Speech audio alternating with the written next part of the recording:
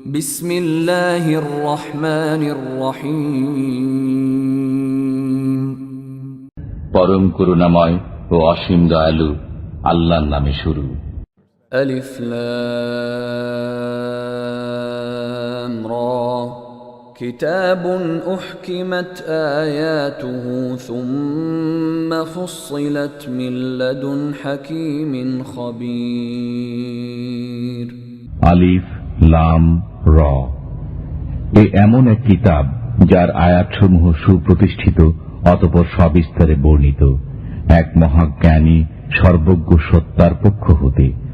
আল্লা তা'বুদু ইল্লাল্লাহ ইন্নানী লাকুম মিনহু নাযীরুন ওয়া বাশীর। যেন তোমরা আল্লাহ ব্যতীত অন্য কারো বন্দেগী না করো, নিশ্চয় আমি তোমাদের প্রতি তারই পক্ষ হতে সতর্ককারী ও সুসংবাদদাতা। وَأَنِ اسْتَغْفِرُوا رَبَّكُمْ ثُمَّ تُوبُوا إِلَيْهِ يُمَتِّعْكُمْ مَتَاعًا حَسَنًا إِلَى أَجَلٍ مُّسَمًّى وَيُؤْتِ كُلَّ ذِي فَضْلٍ فَضْلَهُ وَإِن تَوَلَّوْا فَإِنِّي أخاف عليكم عذاب يوم كبير। আর তোমরা নিজেদের পালনকর্তার সমীপে ক্ষমা প্রার্থনা করো, অনন্তর তারই প্রতি মনোনিবেশ করো, তাহলে তিনি তোমাদেরকে নির্দিষ্ট সময় পর্যন্ত উৎকৃষ্ট জীবনোপকরণ দান করবেন এবং অধিক আমলকারীকে বেশি করে দেবেন। আর যদি তোমরা বিমুখ হতে থাকো, তবে আমি তোমাদের উপর এক মহাদিবসের আযাবের আশঙ্কা করছি।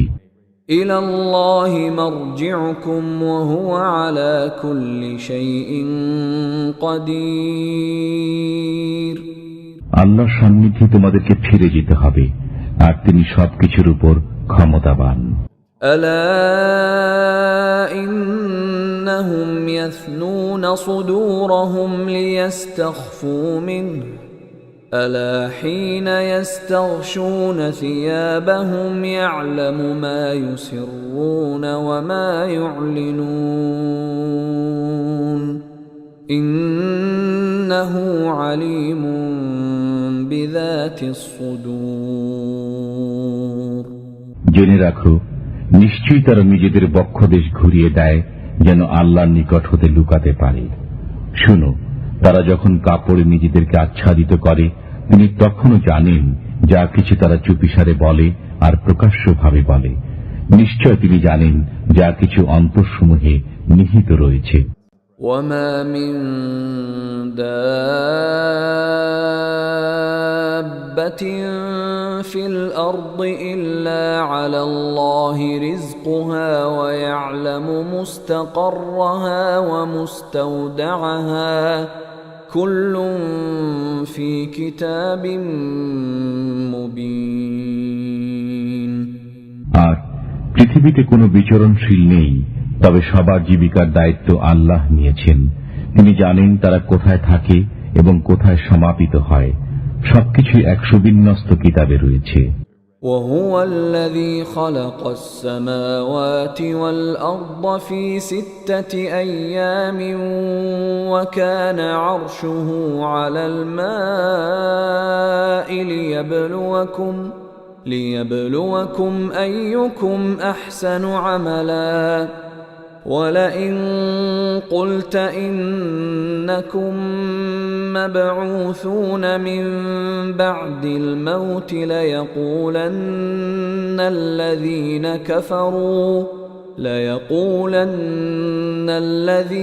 كفروا إن هذا إلا سحر مبين।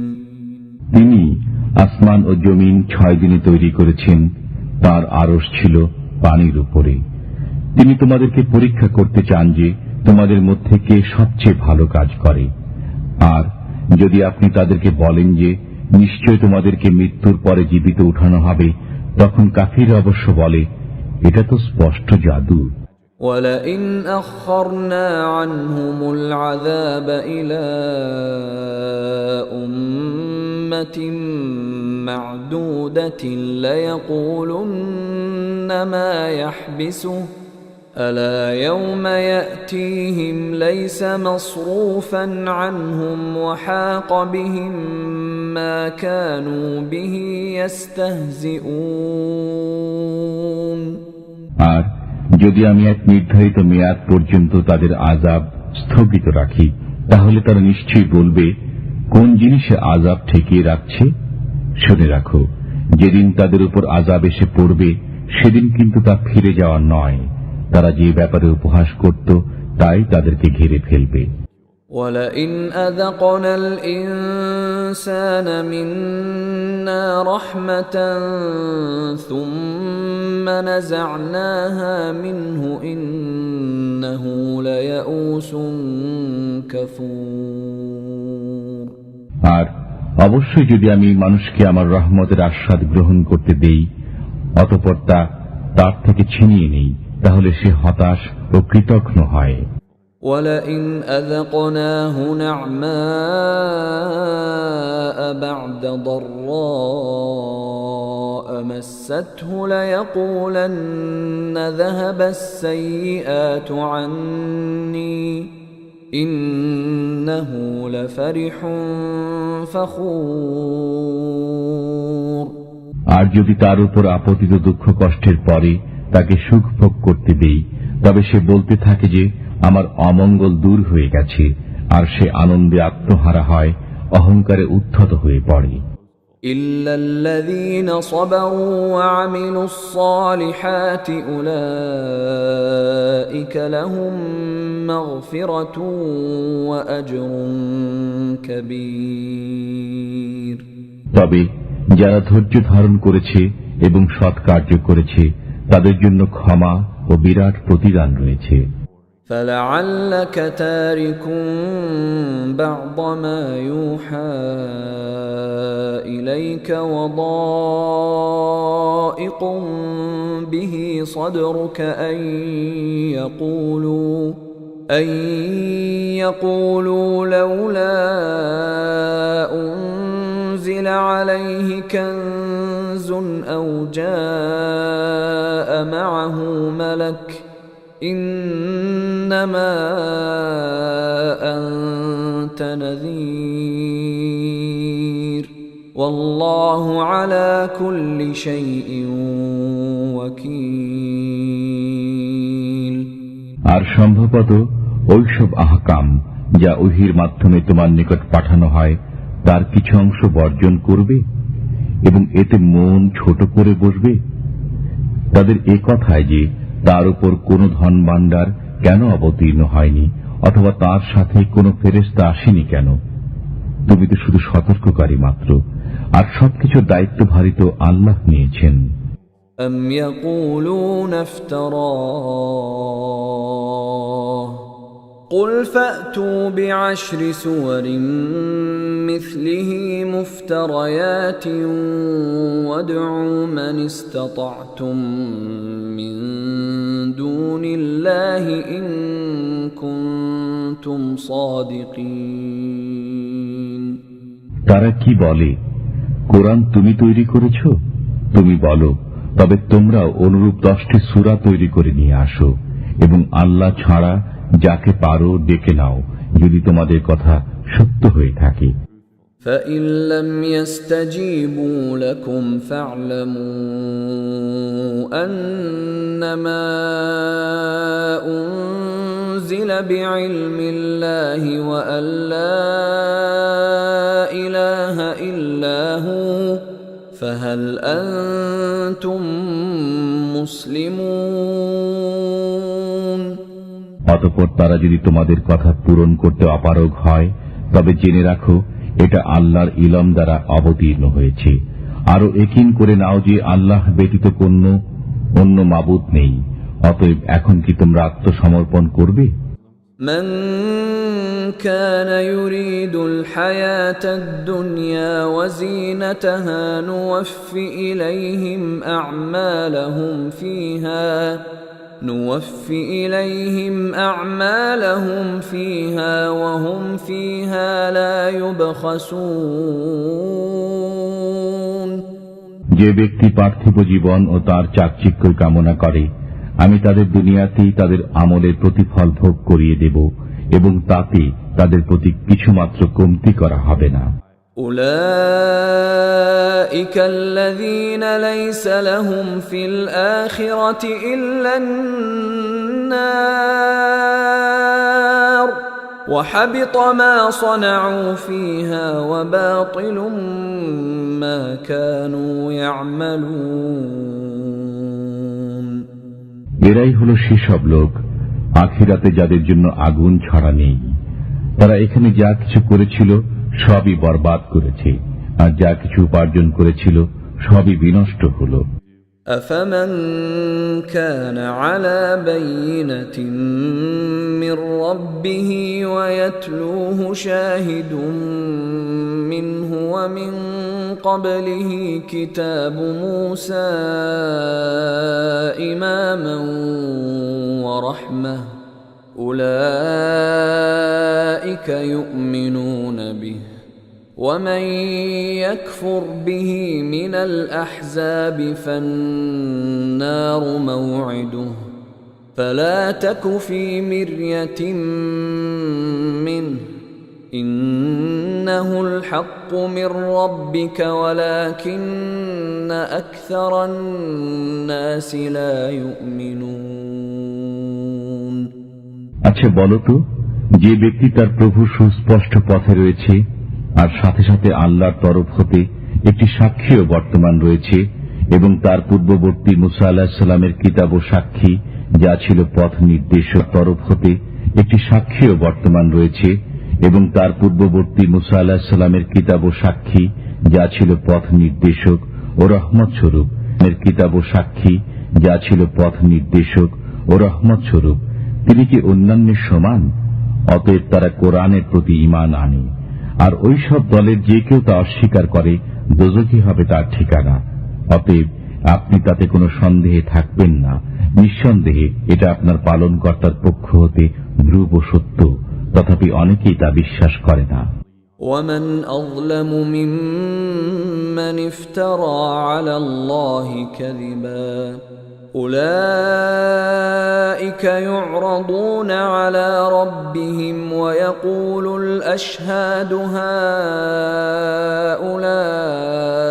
هؤلاء الذين كذبوا على ربهم ألا لعنة الله على الظالمين আর তাদের চেয়ে বড় জালিম কে হতে পারে যারা আল্লাহর প্রতি মিথ্যারোপ করে? এসব লোককে তাদের পালনকর্তার সাক্ষাৎ সম্মুখীন করা হবে, আর সাক্ষীগণ বলতে থাকবে, এরাই ওই সব লোক যারা তাদের পালনকর্তার প্রতি মিথ্যারোপ করেছিল। শুনে রাখো, জালিমদের উপরে আল্লাহর অভিসম্পাত রয়েছে। الذين يصدون عن سبيل الله ويبغونها عوجا وهم بالآخرة هم كافرون যারা আল্লাহর পথে বাধা দেয় আর তাতে বক্রতা খুঁজে বেড়ায়, এরাই আখিরাতকে অস্বীকার করে। أولئك لم يكونوا معجزين في الأرض وما كان لهم من دون الله من أولياء يضاعف لهم العذاب ما كانوا يستطيعون السمع وما كانوا يبصرون তারা পৃথিবীতে আল্লাহকে অপারগ করতে পারবে না এবং আল্লাহ ব্যতীত তাদের কোনো সাহায্যকারীও নেই। তাদের জন্য দ্বিগুণ শাস্তি রয়েছে, তারা শুনতে পারত না এবং দেখতেও পেত না। أولئك الذين خسروا أنفسهم وضل عنهم ما كانوا يفترون এরা সেই লোক যারা নিজেরাই নিজেদেরকে ক্ষতিগ্রস্ত করেছে, আর তারা যা কিছু মিথ্যা মাবুদ সাব্যস্ত করেছিল তা সবই তাদের থেকে হারিয়ে গেছে। لا جرم أنهم في الآخرة هم الأخسرون আখিরাতে এরাই হবে সর্বাধিক ক্ষতিগ্রস্ত, কোনো সন্দেহ নেই। إن الذين آمنوا وعملوا الصالحات وأخبتوا إلى ربهم أولئك أصحاب الجنة هم فيها خالدون নিশ্চয় যারা ঈমান এনেছে ও সৎ কাজ করেছে এবং স্বীয় পালনকর্তার সমীপে বিনয় প্রকাশ করেছে, তারাই বেহেশতবাসী, সেখানেই তারা চিরকাল থাকবে। مثل الفريقين كالأعمى والأصم والبصير والسميع هل يستويان مثلا أفلا تذكرون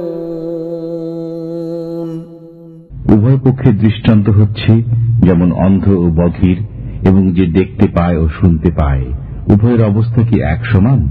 তবু তোমরা কি ভেবে দেখো না? ولقد أرسلنا نوحا إلى قومه إني لكم نذير مبين আর অবশ্যই আমি নূহ আলাইহিস সালামকে তার জাতির প্রতি প্রেরণ করেছি। তিনি বললেন, নিশ্চয় আমি তোমাদের জন্য প্রকাশ্য সতর্ককারী। ألا تعبدوا إلا الله إني أخاف عليكم عذاب يوم أليم তোমরা আল্লাহ ব্যতীত কারো ইবাদত করবে না, নিশ্চয় আমি তোমাদের ব্যাপারে এক যন্ত্রণাদায়ক দিনের আযাবের ভয় করছি। فقال الملأ الذين كفروا من قومه ما نراك إلا بشرا مثلنا وما نراك اتبعك إلا الذين هم أراذلنا بادي الرأي وما نرى لكم علينا من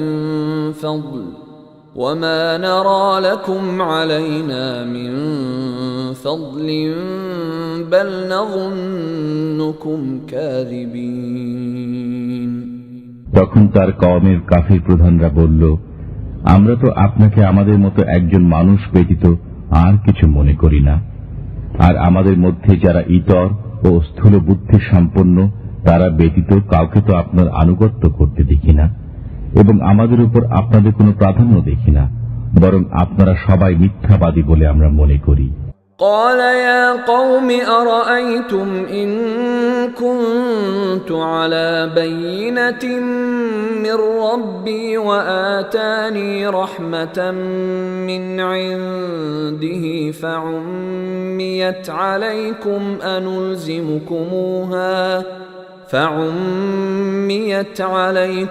أنلزمكموها وأنتم لها كارهون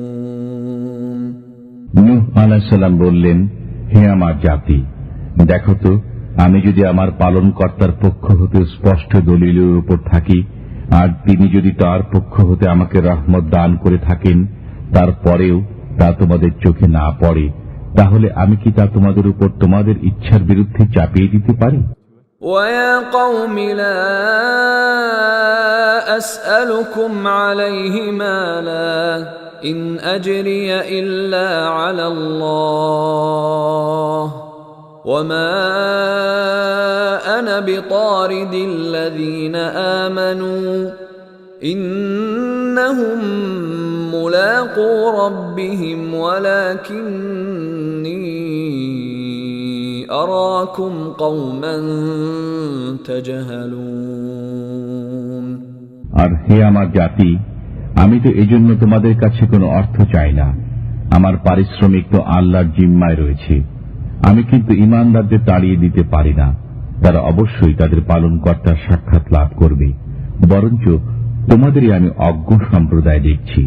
وَيَا قَوْمِ مَنْ يَنْصُرُنِي مِنَ اللَّهِ إِنْ طَرَدتُّهُمْ أَفَلَا تَذَكَّرُونَ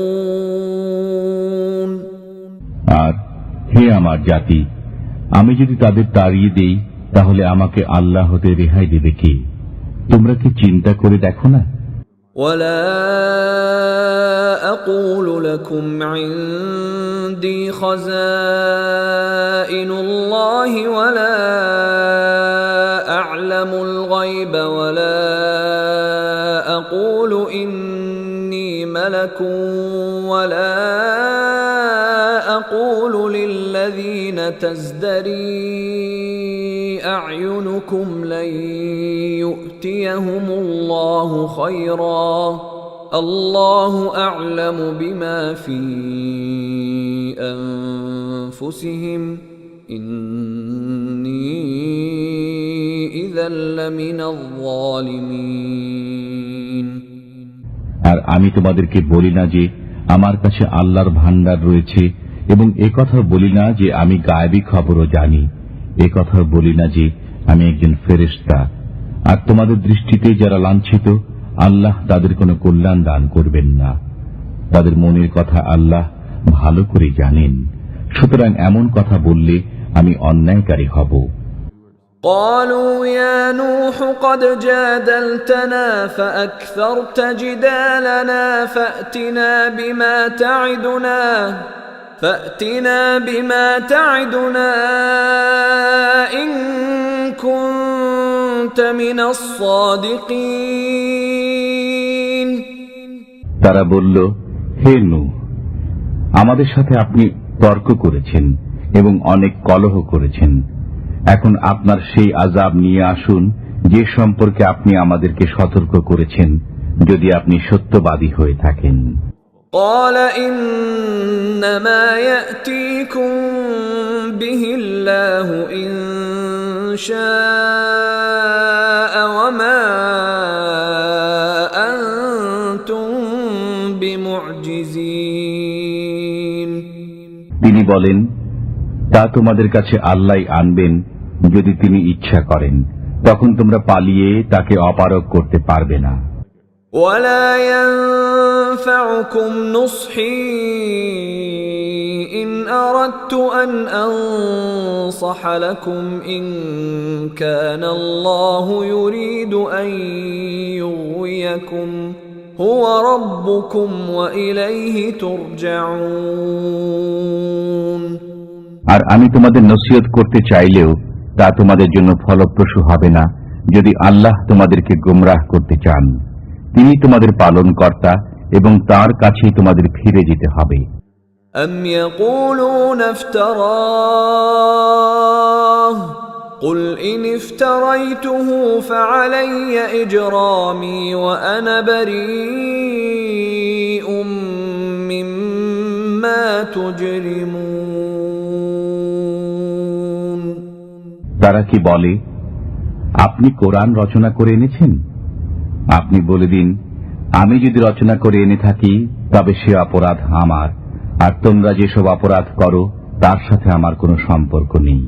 وأوحي إلى نوح أنه لن يؤمن من قومك إلا من قد آمن أنه لن يؤمن من قومك إلا من قد آمن فلا تبتئس بما كانوا يفعلون। আর নূহ আলাইহিস সালামের প্রতি ওহী প্রেরণ করা হলো যে যারা ইতিমধ্যে ঈমান এনেছে তাদের ছাড়া আপনার জাতির অন্য কেউ ঈমান আনবে না, অতএব তাদের কার্যকলাপে বিমর্ষ হবেন না। واصنع الفلك بأعيننا ووحينا ولا تخاطبني في الذين ظلموا إنهم مغرقون।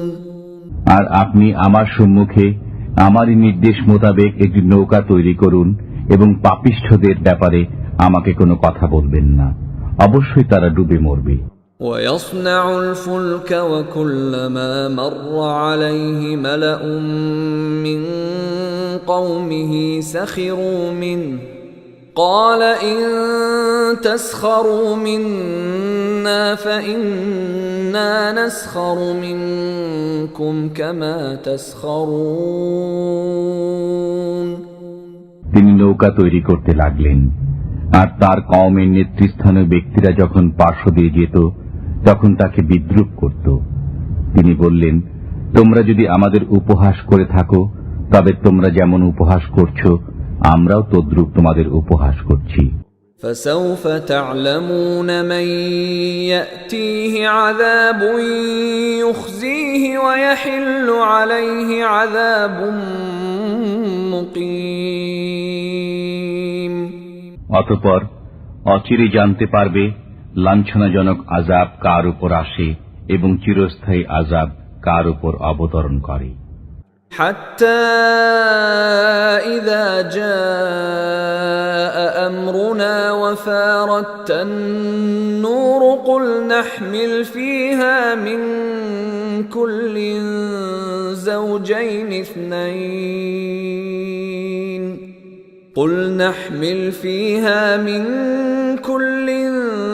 زوجين اثنين وأهلك إلا من سبق عليه القول وما آمن معه إلا قليل। অবশেষে যখন আমার হুকুম এসে পৌঁছল এবং ভূপৃষ্ঠ উচ্ছ্বসিত হয়ে উঠল, আমি বললাম, সর্বপ্রকার জোড়ার 2টি করে এবং যাদের উপরে পূর্বাহ্নে হুকুম হয়ে গেছে তাদের বাদ দিয়ে আপনার পরিজনবর্গ ও সকল ঈমানদারগণকে নৌকায় তুলে নিন। বলা বাহুল্য, অতি অল্প সংখ্যক লোকই তার সাথে ঈমান এনেছিল। وقال اركبوا فيها بسم الله مجريها ومرساها إن ربي لغفور رحيم।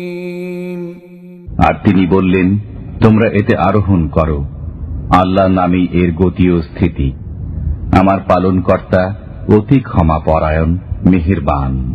وهي تجري بهم في موج كالجبال ونادى نوح ابنه وكان في معزل يا بني اركب معنا ولا تكن مع الكافرين। আর নৌকাখানি তাদের বহন করে চলল পর্বত প্রমাণ তরঙ্গমালার মাঝে। আর নূহ আলাইহিস সালাম তার পুত্রকে ডাক দিলেন, আর সে সরে রয়েছিল। তিনি বললেন, প্রিয় বৎস, আমাদের সাথে আরোহণ করো এবং কাফিরদের সাথে থেকো না। قال سآوي إلى جبل يعصمني من الماء قال لا عاصم اليوم من أمر الله إلا من رحم وحال بينهما الموج فكان من المغرقين। সে বলল, আমি অচিরেই কোন পাহাড়ে আশ্রয় নেব যা আমাকে পানি হতে রক্ষা করবে। নূহ আলাইহিস সালাম বললেন, আজিকার দিনে আল্লাহর হুকুম থেকে কোনো রক্ষাকারী নেই, একমাত্র তিনি যাকে দয়া করবেন। এমন সময় উভয়ের মাঝে তরঙ্গ আড়াল হয়ে দাঁড়ালো, ফলে সে নিমজ্জিত হল। وقيل يا أرض ابلعي ماءك ويا سماء أقلعي وغيض الماء وقضي الأمر واستوت على الجودي وقيل بعدا للقوم الظالمين।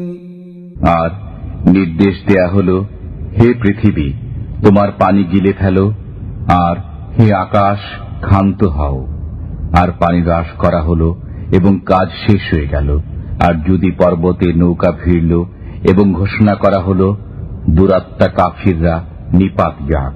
ونادى نوح ربه فقال رب إن ابني من أهلي وإن وعدك الحق وإن وعدك الحق وأنت أحكم الحاكمين আর নূহ আলাইহিস সালাম তার পালনকর্তাকে বললেন, হে পরওয়ারদিগার, আমার পুত্র তো আমার পরিজনদের অন্তর্ভুক্ত, আর আপনার ওয়াদাও নিঃসন্দেহে সত্য, আর আপনি সর্বাপেক্ষা বিজ্ঞ ফয়সালাকারী।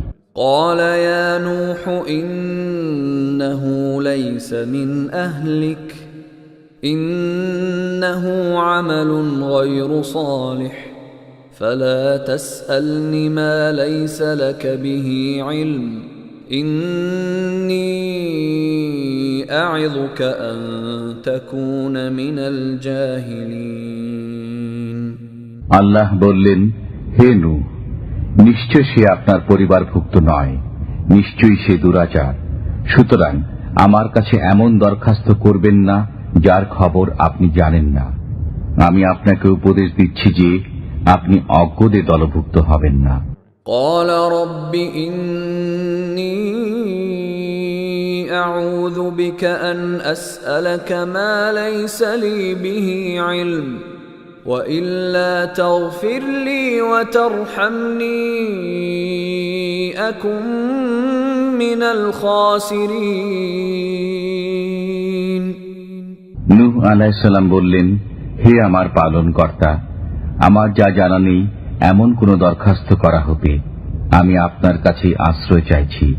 আপনি যদি আমাকে ক্ষমা না করেন, দয়া না করেন, তাহলে আমি ক্ষতিগ্রস্ত হব। قيل يا نوح اهبط بسلام منا وبركات عليك وعلى أمم ممن معك وأمم سنمتعهم ثم يمسهم منا عذاب أليم হুকুম হলো, হে নূহ, আমার পক্ষ হতে নিরাপত্তা এবং আপনার নিজের ও সঙ্গীয় সম্প্রদায়গুলির উপর বরকত সহকারে অবতরণ করুন, আর অন্যান্য যেসব সম্প্রদায় রয়েছে আমি তাদেরকেও উপকৃত হতে দেব।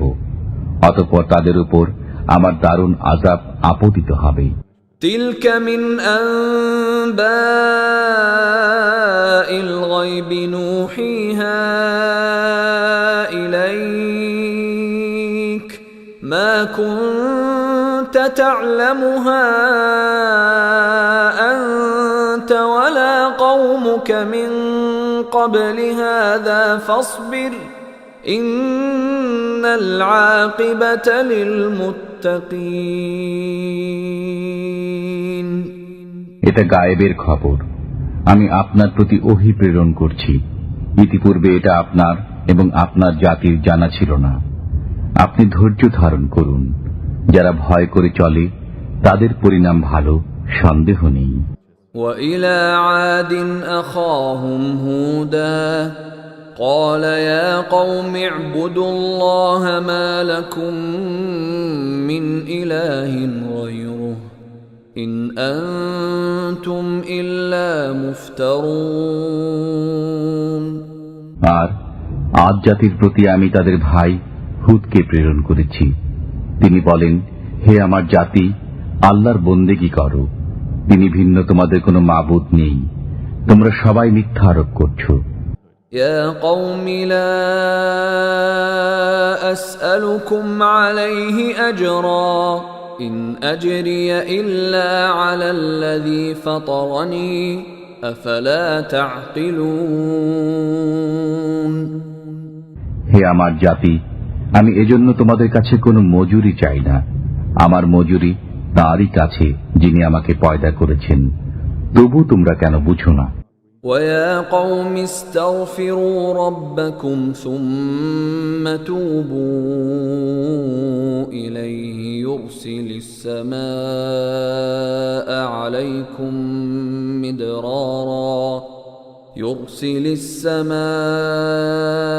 عليكم مدرارا ويزدكم قوة إلى قوتكم ولا تتولوا مجرمين আর হে আমার কওম, তোমাদের পালনকর্তার কাছে তোমরা ক্ষমা প্রার্থনা করো, অতঃপর তাঁরই প্রতি মনোনিবেশ করো।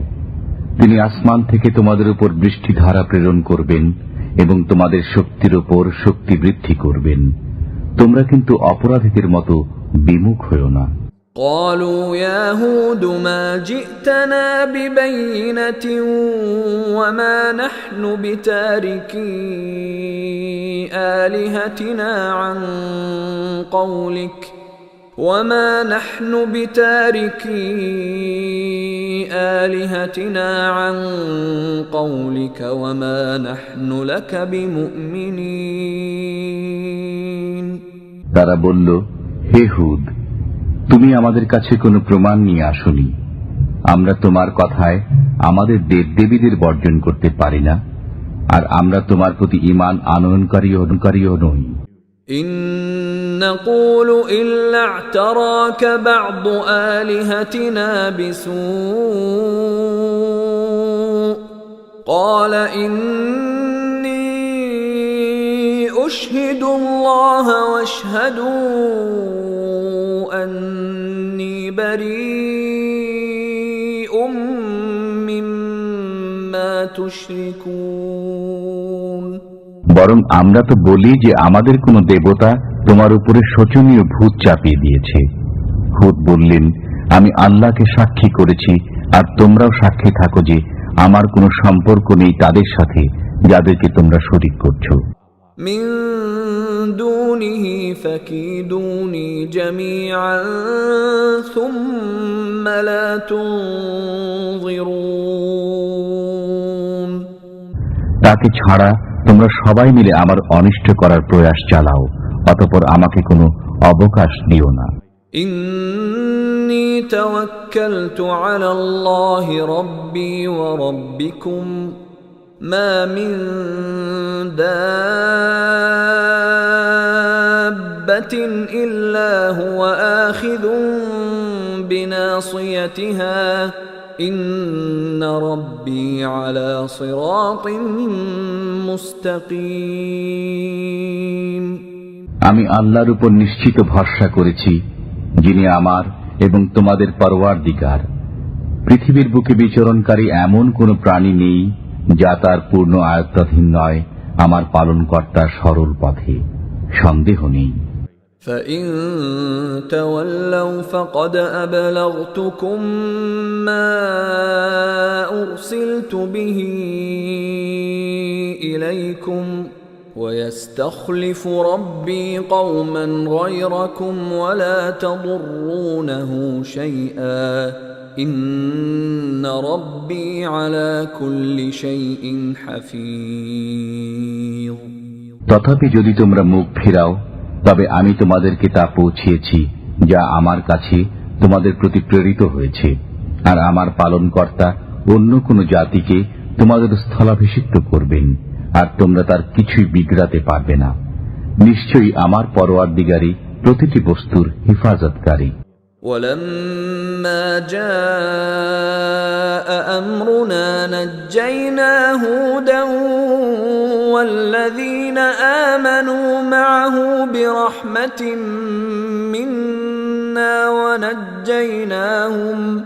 وَنَجَّيْنَاهُمْ مِنْ عَذَابٍ غَلِيظٍ। আর আমার আদেশ যখন উপস্থিত হল, তখন আমি নিজ রহমতে হুদ এবং তার সঙ্গী ঈমানদারগণকে পরিত্রাণ করি এবং তাদেরকে এক কঠিন শাস্তি হতে রক্ষা করি। وَتِلْكَ عَادٌ جَحَدُوا بِآيَاتِ رَبِّهِمْ وَعَصَوْا رُسُلَهُ وَاتَّبَعُوا أَمْرَ كُلِّ جَبَّارٍ عَنِيدٍ। এ ছিল আদ জাতি, যারা তাদের পালনকর্তার আয়াতকে অমান্য করেছে আর তদীয় রসুলগণের অবাধ্যতা করেছে এবং প্রত্যেক উদ্ধত বিরোধীদের আদেশ পালন করেছে। وَأُتْبِعُوا فِي هَذِهِ الدُّنْيَا لَعْنَةً وَيَوْمَ الْقِيَامَةِ أَلَا إِنَّ عَادًا كَفَرُوا رَبَّهُمْ ألا بعدا لعاد قوم هود এ দুনিয়ায় তাদের পিছনে পিছনে লানত রয়েছে এবং কিয়ামতের দিনেও। জেনে রাখো, আদ জাতি তাদের পালনকর্তাকে অস্বীকার করেছে। হুদের জাতি আদ জাতির প্রতি অভিসম্পাত রয়েছে, জেনে রাখো।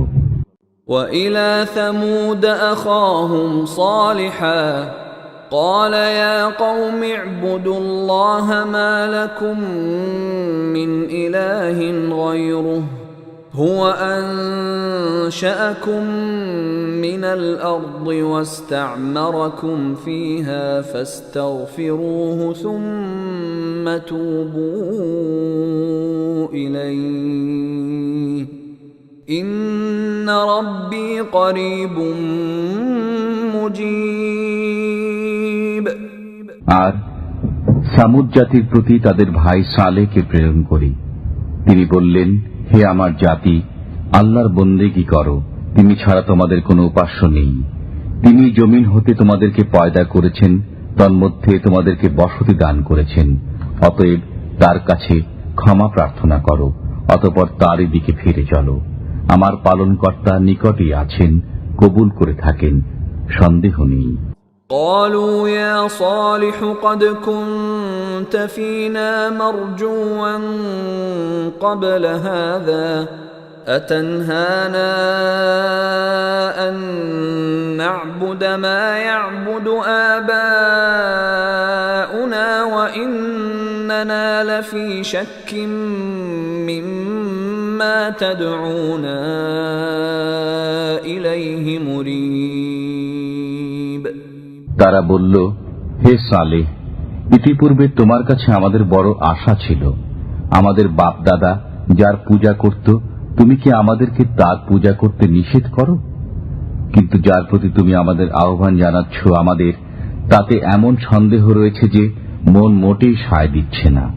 قال يا قوم أرأيتم إن كنت على بينة من ربي وآتاني منه رحمة فمن ينصرني من الله إن عصيته فما تزيدونني غير تخسير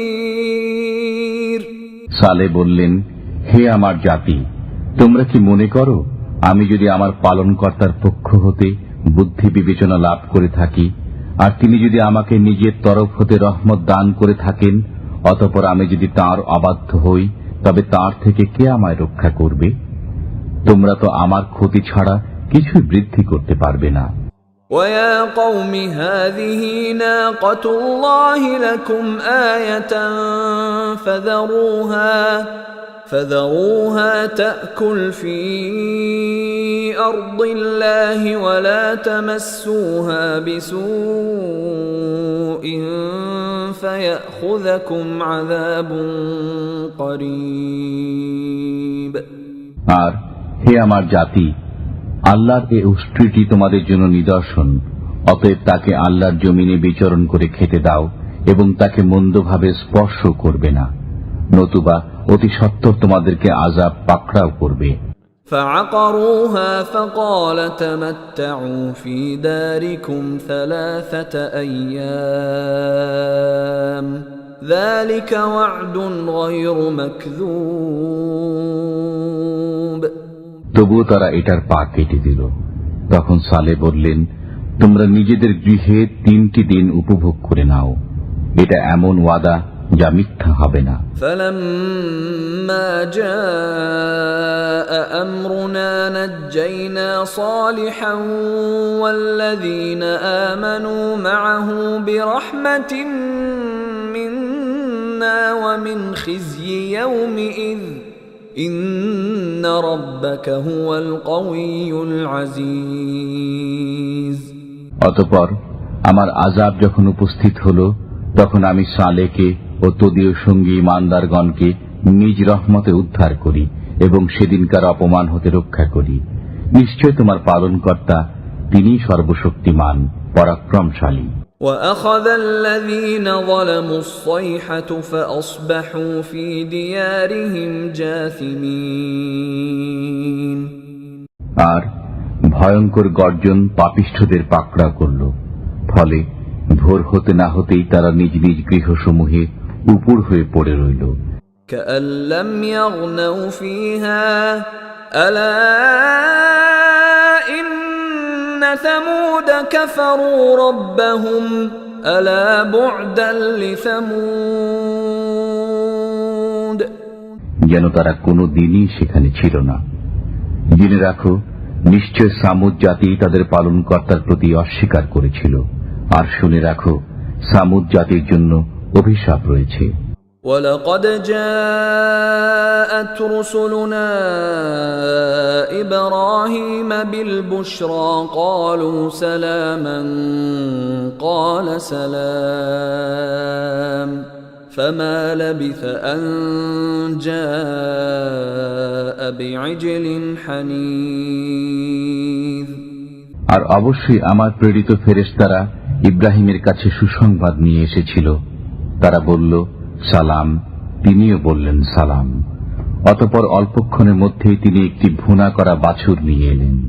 فلما رأى أيديهم لا تصل إليه نكرهم وأوجس منهم خيفة قالوا لا تخف إنا أرسلنا إلى قوم لوط কিন্তু যখন দেখলেন যে আহার্যের দিকে তাদের হস্ত প্রসারিত হচ্ছে না, তখন তিনি সন্দিগ্ধ হলেন এবং মনে মনে তাদের সম্পর্কে ভয় অনুভব করতে লাগলেন। তারা বলল, ভয় পাবেন না, আমরা লূতের কওমের প্রতি প্রেরিত হয়েছি। وامرأته قائمة فضحكت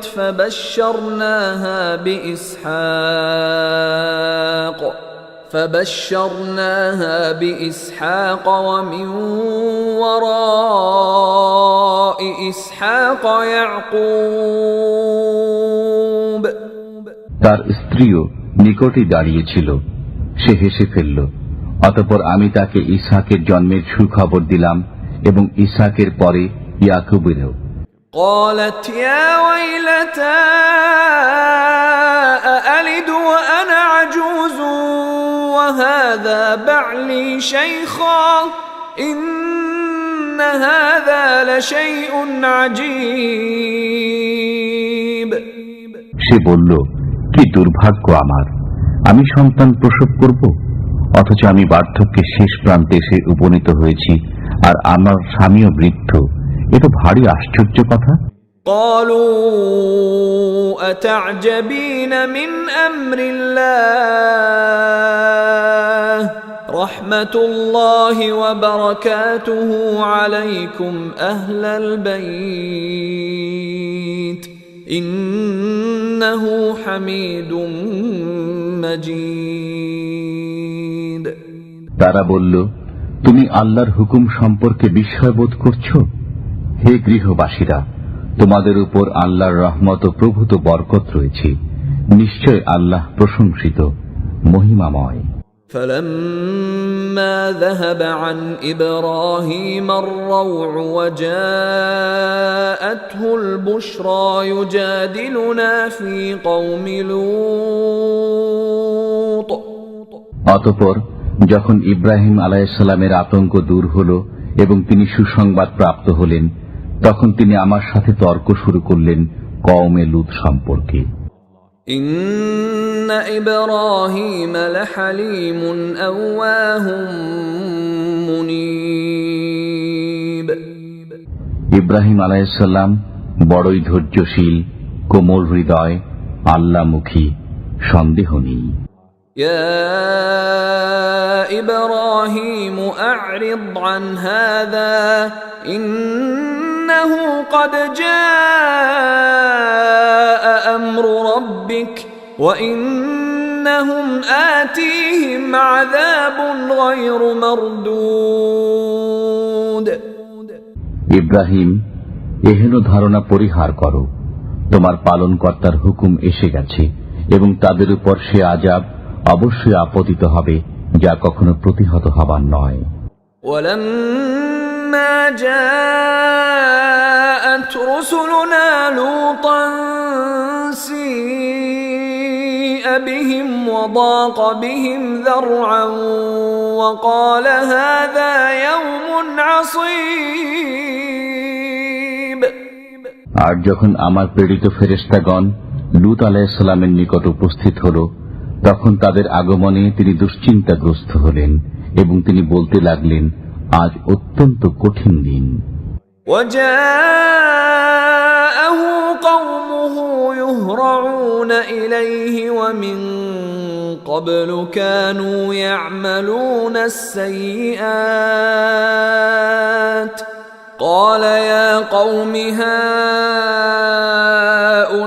هؤلاء بناتي هن أطهر لكم فاتقوا الله ولا تخزون في ضيفي أليس منكم رجل رشيد। আর তার কওমের লোকেরা স্বতঃস্ফূর্তভাবে তার গৃহপানে ছুটে আসতে লাগল। পূর্ব থেকে তারা কুকর্মে তৎপর ছিল। লূত আলাইহিস সালাম বললেন, হে আমার কওম, এ আমার কন্যারা রয়েছে, এরা তোমাদের জন্য অধিক পবিত্রতমা। সুতরাং তোমরা আল্লাহকে ভয় করো এবং অতিথিদের ব্যাপারে আমাকে লজ্জিত করো না। তোমাদের মধ্যে কি কোনো ভালো মানুষ নেই? قالوا لقد علمت ما لنا في بناتك من حق وإنك لتعلم ما نريد। তারা বলল, তুমি তো জানোই তোমার কন্যাদের নিয়ে আমাদের কোনো গরজ নেই, আর আমরা কি চাই তাও তুমি অবশ্যই জানো। قال لو أن لي بكم قوة أو آوي إلى ركن شديد। লূত আলাইহিস সালাম বললেন, হায়, তোমাদের বিরুদ্ধে যদি আমার শক্তি থাকত অথবা আমি কোনো সুদৃঢ় আশ্রয় গ্রহণ করতে সক্ষম হতাম।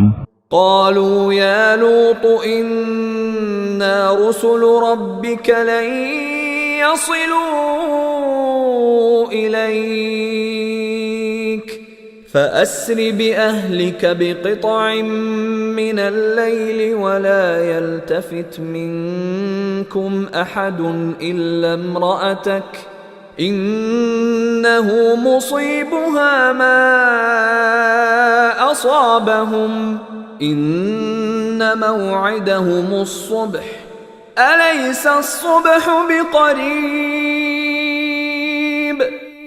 মেহমান ফেরেশতাগণ বলল, হে লূত আলাইহিস সালাম, আমরা তোমাদের পালনকর্তার পক্ষ হতে প্রেরিত ফেরেশতা, এরা কখনো তোমার দিকে পৌঁছতে পারবে না। ব্যাস, তুমি কিছুটা রাত থাকতে থাকতে নিজের লোকজন নিয়ে বাইরে চলে যাও, আর তোমাদের কেউ যেন পিছনে ফিরে না তাকায়। কিন্তু তোমার স্ত্রী, নিশ্চয় তার উপরও ওটা আপতিত হবে যা ওদের উপর আপতিত হবে। ভোরবেলায় তাদের প্রতিশ্রুতির সময়, ভোর কি খুব কাছে নয়? فلما جاء أمرنا جعلنا عاليها سافلها وأمطرنا عليها حجارة من سجيل منضود। অবশেষে যখন আমার হুকুম এসে পৌঁছল, তখন আমি উক্ত জনপদকে উপরকে নিচে করে দিলাম এবং তার উপর স্তরে স্তরে কাকর পাথর বর্ষণ করলাম। মুসাওয়ামাতান ইনদা রাব্বিক ওয়া মা হিয়া মিনাল যালিমিন বিবাঈদ। যার প্রতিটি তোমার পালনকর্তার নিকট চিহ্নিত ছিল, আর তা পাপিষ্ঠদের থেকে খুব দূরেও নয়। وإلى مدين أخاهم شعيبا قال يا قوم اعبدوا الله ما لكم من إله غيره ولا تنقصوا المكيال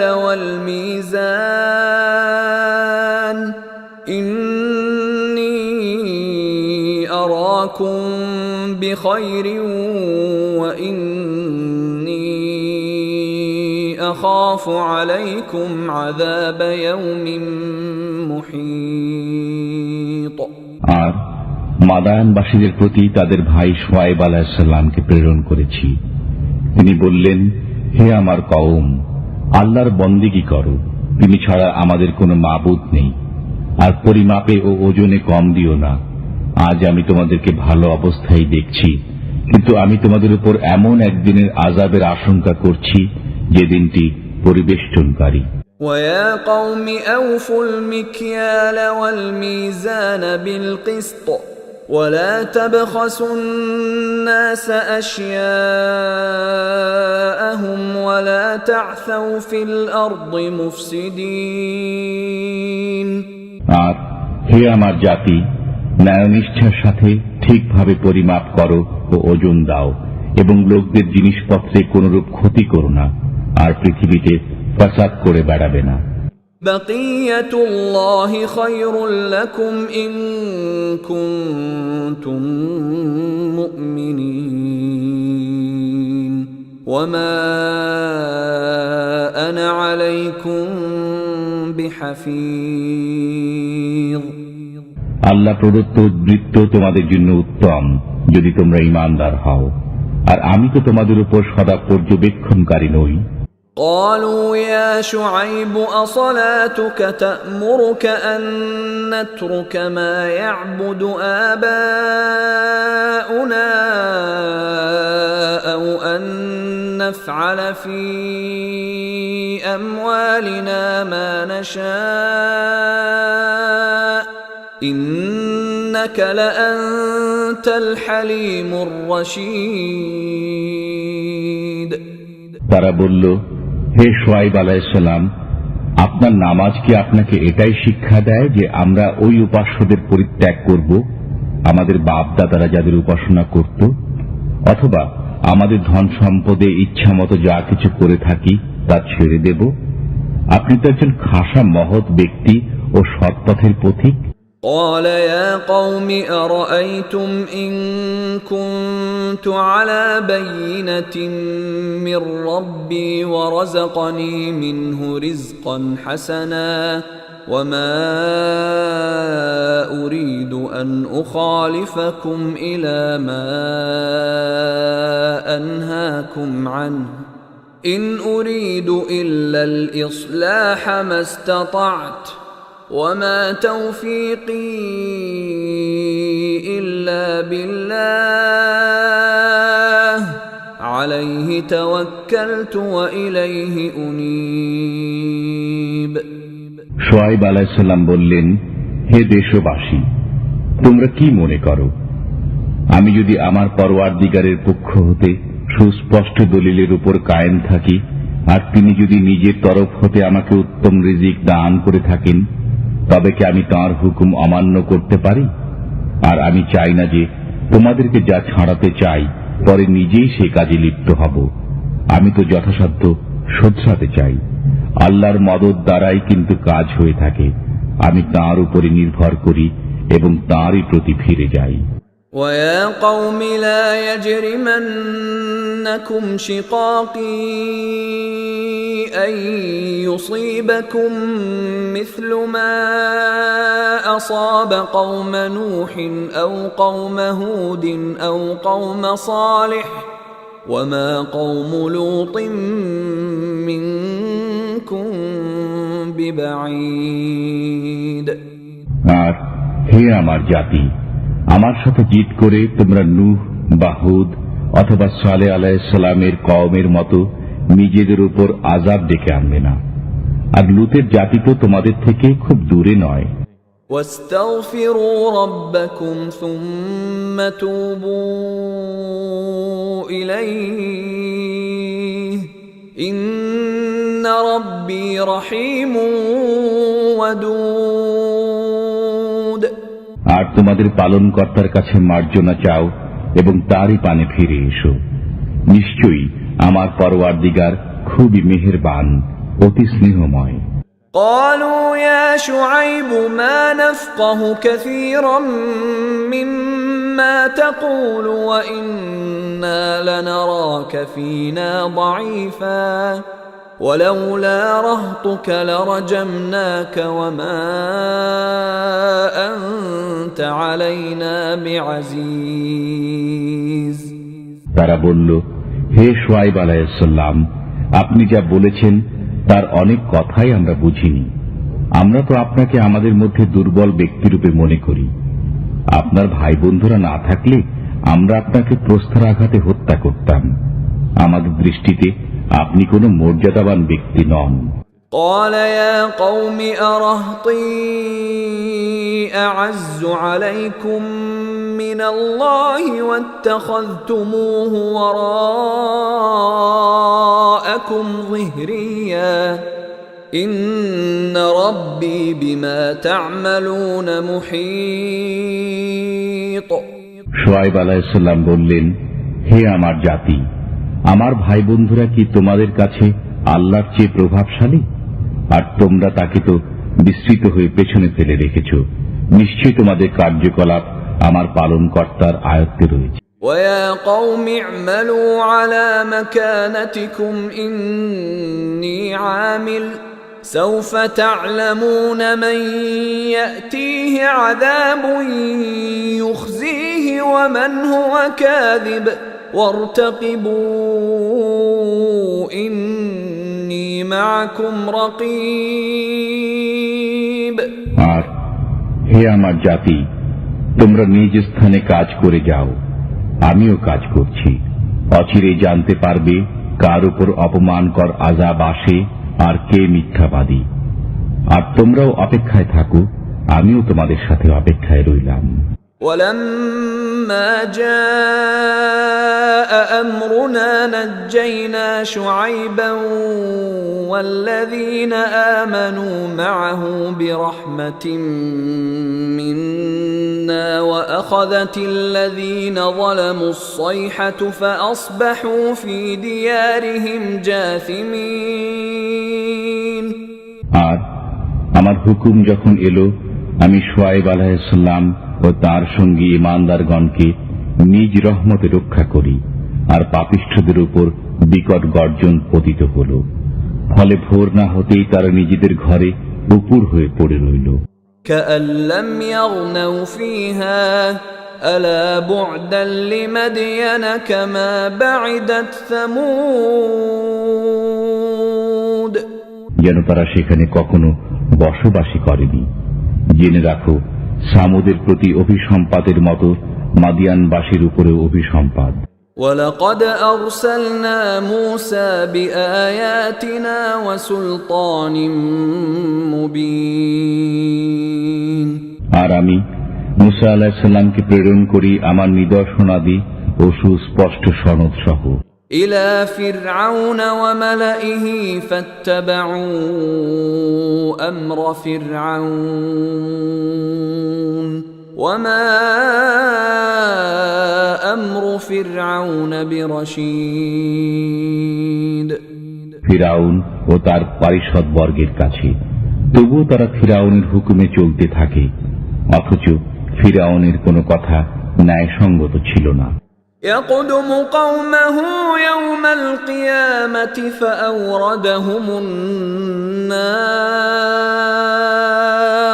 وبئس الورد المورود কিয়ামতের দিন সে তার জাতির লোকদের আগে আগে থাকবে এবং তাদেরকে জাহান্নামের আগুনে পৌঁছে দেবে, আর সেটা অতীব নিকৃষ্ট স্থান যেখানে তারা পৌঁছেছে।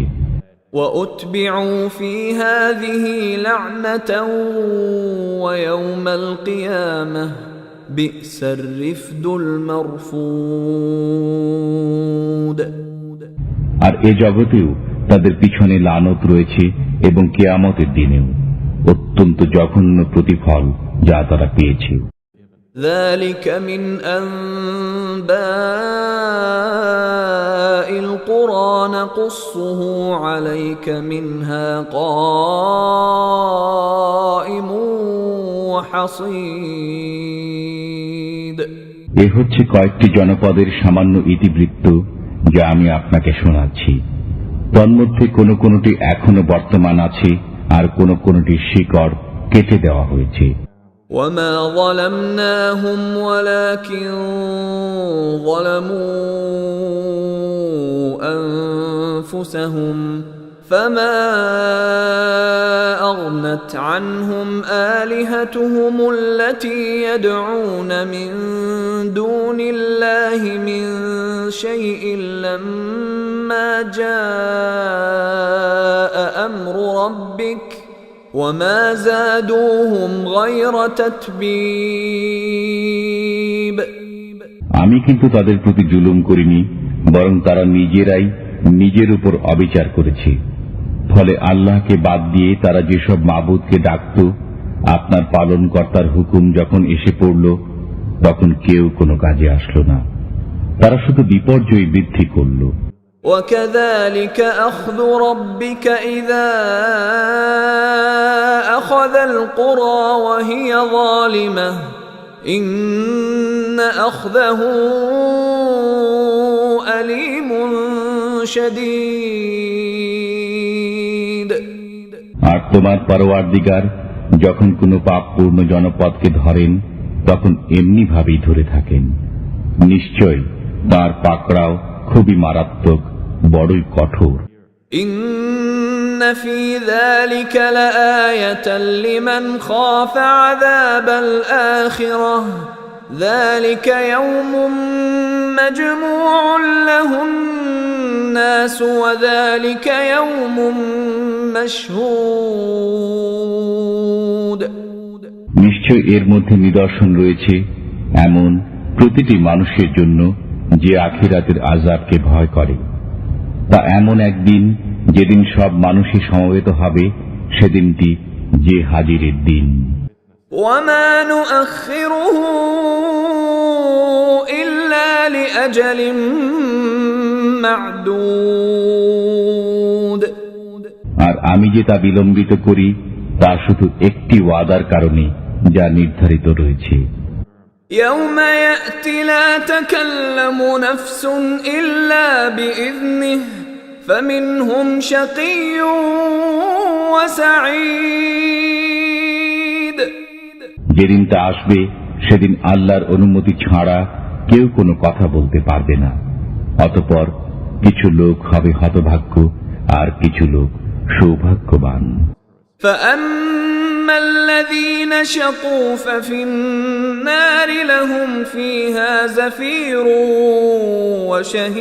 وشهيق অতএব যারা হতভাগ্য তারা দোজখে যাবে, সেখানে তারা আর্তনাদ ও চিৎকার করতে থাকবে। خالدين فيها ما دامت السماوات والأرض إلا ما شاء ربك إن ربك فعال لما يريد তারা সেখানে চিরকাল থাকবে যতদিন আসমান ও জমিন বর্তমান থাকবে। তবে তোমার প্রতিপালক অন্য কিছু ইচ্ছা করলে ভিন্ন কথা। নিশ্চয় তোমার পরওয়ারদিগার যা ইচ্ছা করতে পারেন। وأما الذين سعدوا ففي الجنة خالدين فيها ما دامت السماوات والأرض إلا ما شاء ربك عطاء غير مجذوذ আর যারা সৌভাগ্যবান তারা বেহেশতের মাঝে সেখানে চিরদিন থাকবে যতদিন আসমান ও জমিন বর্তমান থাকবে। তবে তোমার প্রভু অন্য কিছু ইচ্ছা করলে ভিন্ন কথা। এ দানের ধারাবাহিকতা কখনো ছিন্ন হওয়ার নয়। فلا تك في مرية مما يعبد هؤلاء ما يعبدون إلا كما يعبد آباؤهم من قبل وإنا لموفوهم نصيبهم غير منقوص অতএব তারা যেসবের উপাসনা করে তুমি সে ব্যাপারে কোনরূপ ধোঁকায় পড়বে না। তাদের পূর্ববর্তী বাপ দাদারা যেমন পূজা উপাসনা করত, এরাও তেমন করছে। আর নিশ্চয় আমি তাদেরকে আযাবের ভাগ কিছুমাত্র কম না করেই পুরোপুরি দান করব। وَلَقَدْ آتَيْنَا مُوسَى الْكِتَابَ فَاخْتُلِفَ فِيهِ وَلَوْلَا كَلِمَةٌ سَبَقَتْ مِنْ رَبِّكَ لَقُضِيَ بَيْنَهُمْ وَإِنَّهُمْ لَفِي شَكٍّ مِّنْهُ مُرِيبٍ। আর আমি মুসা আলাইহিস সালামকে অবশ্যই কিতাব দিয়েছিলাম, অতঃপর তাতে বিরোধ সৃষ্টি হল, বলা বাহুল্য তোমার পালনকর্তার পক্ষ থেকে। একটি কথা যদি আগেই বলা না হতো তাহলে তাদের মধ্যে চূড়ান্ত ফয়সালা হয়ে যেত। তারা এ ব্যাপারে এমনই সন্দেহপ্রবণ যে কিছুতেই নিশ্চিত হতে পারছে না। وَإِنَّ كُلًّا لَّمَّا لَيُوَفِّيَنَّهُمْ رَبُّكَ أَعْمَالَهُمْ إِنَّهُ بِمَا يَعْمَلُونَ خَبِيرٌ। আর যত লোকই হোক না কেন, যখন সময় হবে তোমার প্রভু তাদের সকলেরই আমলের প্রতিদান পুরোপুরি দান করবেন। নিশ্চয় তিনি তাদের যাবতীয় কার্যকলাপের খবর রাখেন। فاستقم كما أمرت ومن تاب معك ولا تطغوا إنه بما تعملون بصير। অতএব তুমি এবং তোমার সাথে যারা তওবা করেছে সবাই সোজা পথে চলে যাও, যেমন তোমায় হুকুম দেওয়া হয়েছে, এবং সীমা লঙ্ঘন করবে না। তোমরা যা কিছু করছো নিশ্চয় তিনি তার প্রতি দৃষ্টি রাখেন। ولا تركنوا إلى الذين ظلموا فتمسكم النار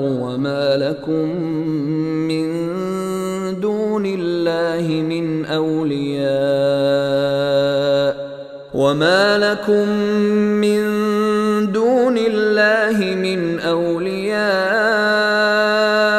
ثم لا تنصرون। আর পাপিষ্ঠদের প্রতি ঝুঁকবে না, নতুবা তোমাদেরকেও আগুনে ধরবে, আর আল্লাহ ছাড়া তোমাদের কোনো বন্ধু নেই, অতএব কোথাও সাহায্য পাবে না। وَأَقِمِ الصَّلَاةَ طَرَفَيِ النَّهَارِ وَزُلَفًا مِّنَ اللَّيْلِ إِنَّ الْحَسَنَاتِ يُذْهِبْنَ السَّيِّئَاتِ ذَلِكَ ذِكْرَى لِلذَّاكِرِينَ।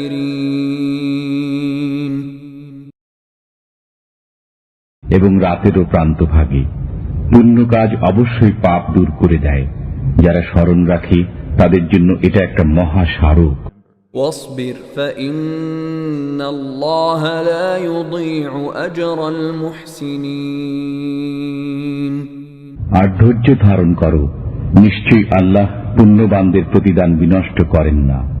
فلولا كان من القرون من قبلكم أولو بقية ينهون عن الفساد في الأرض إلا قليلا ممن أنجينا منهم واتبع الذين ظلموا ما أترفوا فيه وكانوا مجرمين। কাজেই তোমাদের পূর্ববর্তী জাতিগুলির মধ্যে এমন সৎকর্মশীল কেন রইল না যারা পৃথিবীতে বিপর্যয় সৃষ্টি করতে বাধা দিত? তবে মুষ্টিমেয় লোক ছিল যাদেরকে আমি তাদের মধ্য হতে রক্ষা করেছি। আর পাপিষ্ঠরা তো ভোগবিলাসে মত্ত ছিল, যার সামগ্রী তাদেরকে যথেষ্ট দেওয়া হয়েছিল। আসলে তারা ছিল মহা অপরাধী। وما كان ربك ليهلك القرى بظلم وأهلها مصلحون।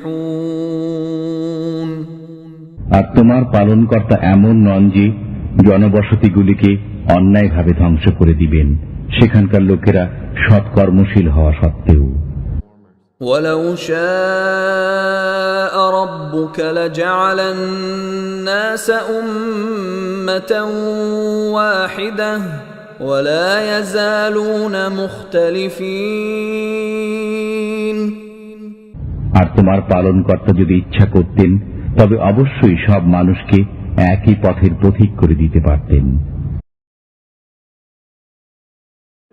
إلا من رحم ربك ولذلك خلقهم وتمت كلمة ربك لأملأن جهنم من الجنة والناس أجمعين।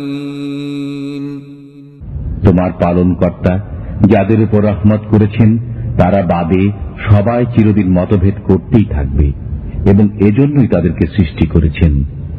আর তোমার আল্লাহর কথাই পূর্ণ হল যে অবশ্যই আমি জাহান্নামকে জিন ও মানুষ দ্বারা একযোগে ভর্তি করব। وَكُلًّا نَّقُصُّ عَلَيْكَ مِنْ أَنبَاءِ الرُّسُلِ مَا نُثَبِّتُ بِهِ فُؤَادَكَ وَجَاءَكَ فِي هَٰذِهِ الْحَقُّ وَمَوْعِظَةٌ وَذِكْرَىٰ لِلْمُؤْمِنِينَ। আর আমি রসুলগণের সবকিছু বৃত্তান্তই তোমাকে বলছি যা দ্বারা তোমার অন্তরকে মজবুত করছি, আর এভাবে তোমার নিকট মহাসত্য এবং ঈমানদারদের জন্য নসিহত ও স্মরণীয় বিষয়বস্তু এসেছে। وَقُل لِّلَّذِينَ لَا يُؤْمِنُونَ اعْمَلُوا عَلَىٰ مَكَانَتِكُمْ إِنَّا عَامِلُونَ। আর যারা ঈমান আনে না তাদের বলে দাও যে তোমরা নিজ নিজ অবস্থায় কাজ করে যাও, আমরাও কাজ করে যাই। وَانتَظِرُوا إِنَّا مُنتَظِرُونَ। এবং তোমরাও অপেক্ষা করতে থাকো, আমরাও অপেক্ষায় রইলাম। وَلِلَّهِ غَيْبُ السَّمَاوَاتِ وَالْأَرْضِ وَإِلَيْهِ يُرْجَعُ الْأَمْرُ كُلُّهُ فَاعْبُدْهُ وَتَوَكَّلْ عَلَيْهِ وَمَا رَبُّكَ بِغَافِلٍ عَمَّا تَعْمَلُونَ। আর আল্লাহর কাছেই আছে আসমান ও জমিনের গোপন তথ্য, আর সকল কাজের প্রত্যাবর্তন তারই দিকে। অতএব তারই বন্দেগী করো এবং তারই উপরে ভরসা রাখো। আর তোমাদের কার্যকলাপ সম্বন্ধে তোমার প্রতিপালক কিন্তু বেখবর নন।